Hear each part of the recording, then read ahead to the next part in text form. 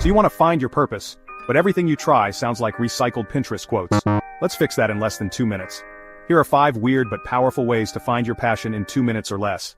And no, you've never heard these before. Number 1. Study what you rant about.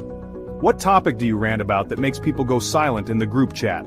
What makes you go on unhinged TED Talks without anyone asking? That rant? That's sacred. It's proof you care. Follow it. It's a trail of fire back to your real voice. Number 2. Reverse engineer your resentments. Ask yourself, what do I silently judge people for not doing? Not from ego, from heartbreak.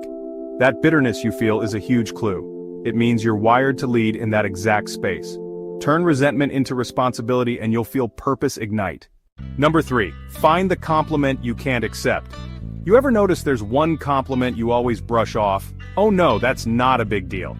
That's the one you're looking for. You minimize it because it's your genius. And deep down, you're scared to own it, but that's your lane. Step into it. Number 4. What do you obsessively fix that no one asked you to? Are you the person who can't help but reword someone's resume?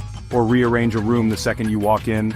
That impulse isn't random, it's probably pattern recognition. You're built to bring order to chaos in that exact domain. Number 5.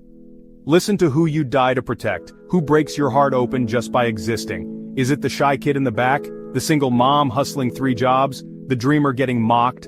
Your passion lives in the people you'd fight for, even if you don't know them. That's your tribe, and your purpose is to serve them. These 5 questions don't give you fluff, they give you friction. That little discomfort you feel when you hear the answers? That's your soul pointing home. You don't need another guru. You need to pay attention to yourself in the moments you normally brush off. Purpose isn't lost, it's just buried under everything you were told to ignore. Dig there, and watch how fast your life starts to make sense.